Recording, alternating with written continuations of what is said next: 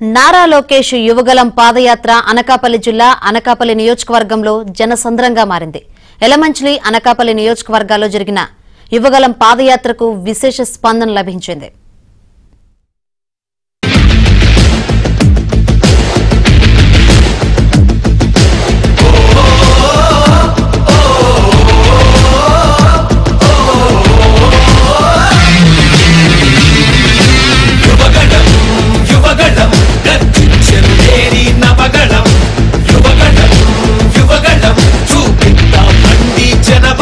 యలమంచిలి నియోజకవర్గం తిమ్మరాజుపేట నుండి నారా లోకేష్ 224వ రోజు యువగళం పాదయాత్ర ప్రారంభమైంది.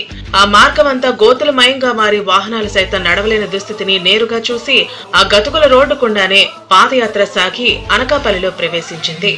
అరబుపాలెం బీసీలు నారా లోకేష్ ను కలిసి వారి సమస్యలను విన్నవించారు. జగన్ అధికారంలోకి వచ్చాక బీసీ సప్లాన్ నిధులు దారి మళ్లించారని, బీసీలకు ఎన్టీఆర్ రాజకీయాల్లో 24% ఇస్తే చంద్రబాబు బీసీ రిజర్వేషన్లను 34% పెంచారన్నారు. తమ అధికారంలోకి వచ్చాక బీసీలకు రక్షణ చట్టం తెస్తామని, బీసీలోని అన్ని కులాలను గుర్తించి అన్ని రంగాల్లో ముందుకు తెస్తామన్నారు.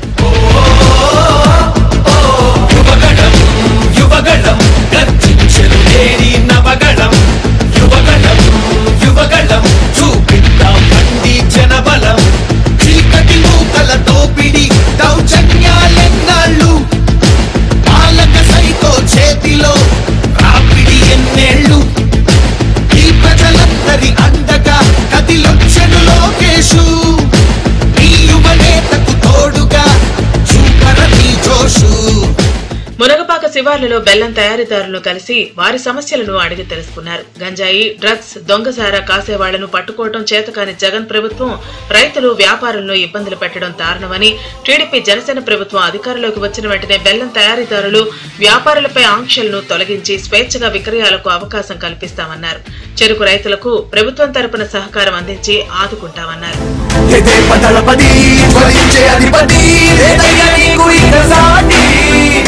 జనాల దుస్థితి మారేటి పరిస్థితి కనిపించని యాత్రతోటి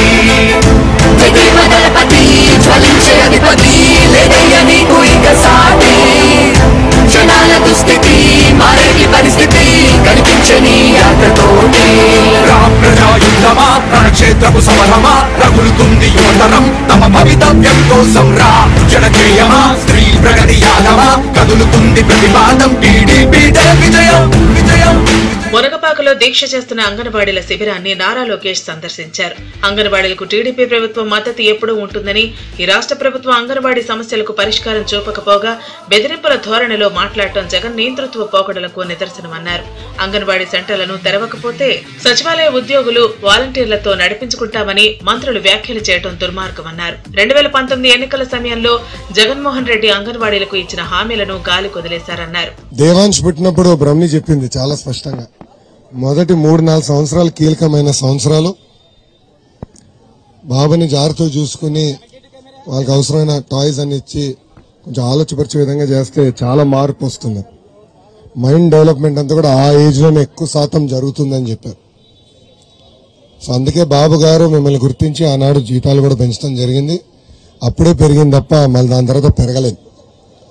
ఆనాడు మీరు అడిగారు, పక్క రాష్ట్రాలకి ధీటుగా ఇవ్వండి అని మీరు కోరారు. బాబు గారు ఇష్టం జరిగింది.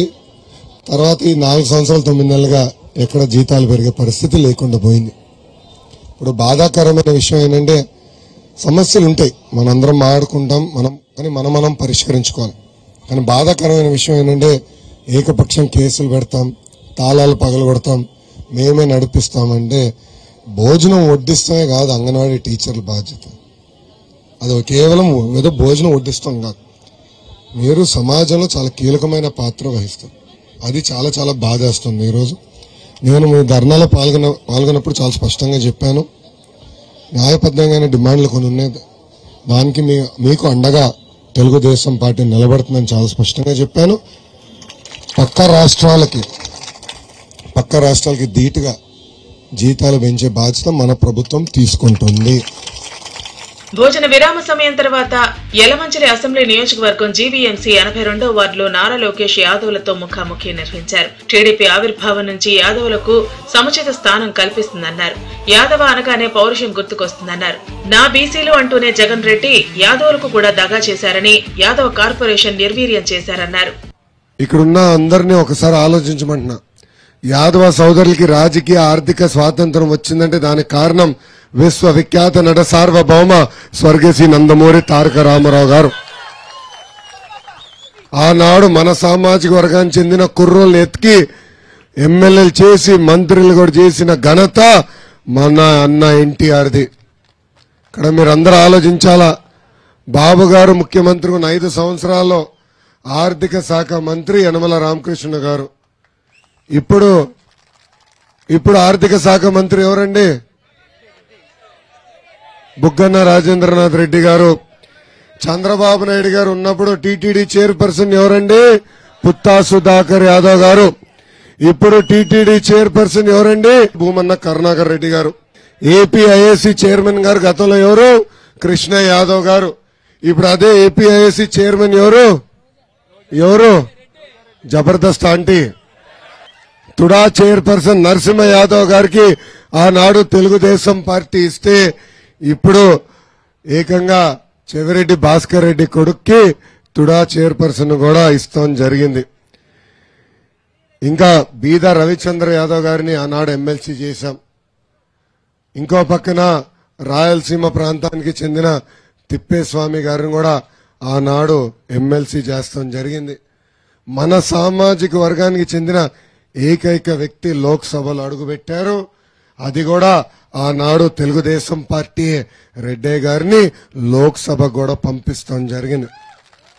అందుకే ఇక్కడున్న యాదవ్ సోదరులు కూడా హామీ ఇస్తున్నా, మళ్ళీ 2024 ఎన్నికల్లో లోక్సభకి మళ్ళీ మన యాదవ సోదరులు కూడా పంపించే బాధ్యత నేను వ్యక్తిగతంగా తీసుకుంటా.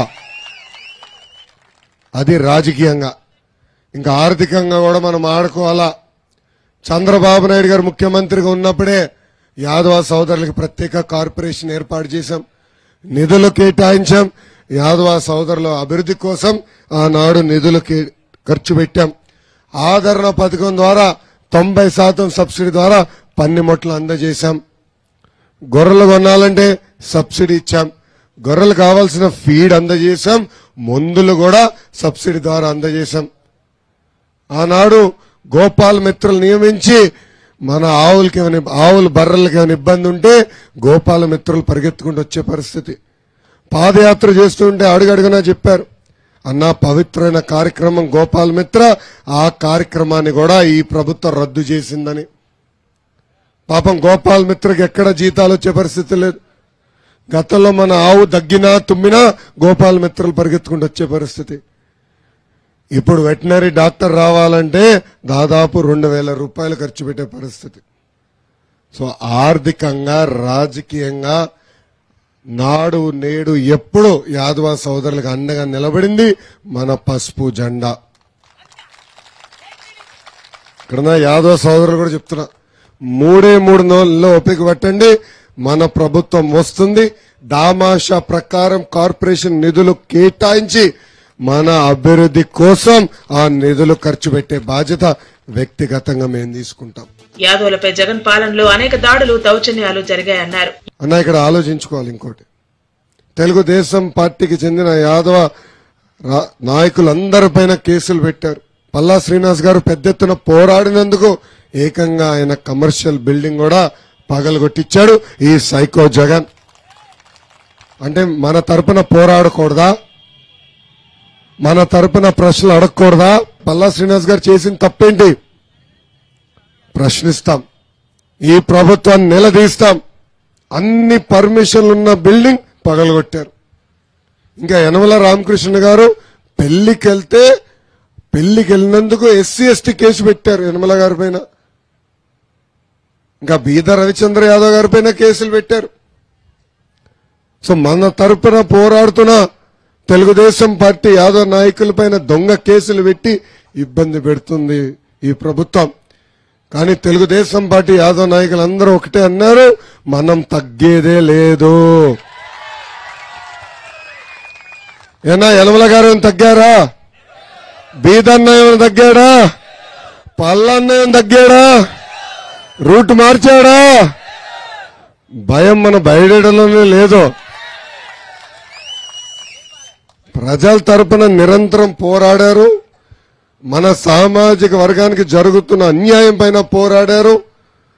ముందు పోరాడతామని కూడా ఈ సభాముఖంగా తెలుపుకుంటూ యలమంచిలి నియోజకవర్గం నుండి అనకాపల్లిలో ప్రవేశించిన నారా లోకేష్ పాదయాత్రకు భారీ స్వాగతం పలికారు. అనకాపల్లి వీధులన్నీ జనసంద్రంగా మారాయి. TDP incharge Peela Govind, Janasena incharge Pachari Bhaskar Rao స్వాగతం పలికారు. అలాగే అనకాపల్లి నియోజకవర్గానికి చెందిన వైసీపీ ఎంపీటీసీలు, సర్పంచులు, వార్డు మెంబర్లు కొంతమంది నారా లోకేష్ సమక్షంలో పార్టీలో చేరారు. అనకాపల్లిలో పాదయాత్ర 3100 కిలోమీటర్లు పూర్తయిన సందర్భంగా టీడీపీ పార్టీ కార్యాలయం వద్ద శిలాఫలకాన్ని ఆవిష్కరించారు. అనంతరం యువత, విద్యార్థులు, మీ సేవా కార్మికులను కలిసి వారి సమస్యలను అడిగి తెలుసుకున్నారు. నూకాలమ్మ ఆర్చ్ మార్గం నుండి బయటకొచ్చి తిరిగి యలమంచిలి నియోజకవర్గంలో ప్రవేశించి స్మార్ట్ సిటీ వద్దకు చేరుకున్నారు. యలమంచిలి నియోజకవర్గంలో కొంతమేర పాదయాత్ర నిర్వహించిన అనంతరం పెందుర్తి నియోజకవర్గంలోకి ప్రవేశిస్తారు.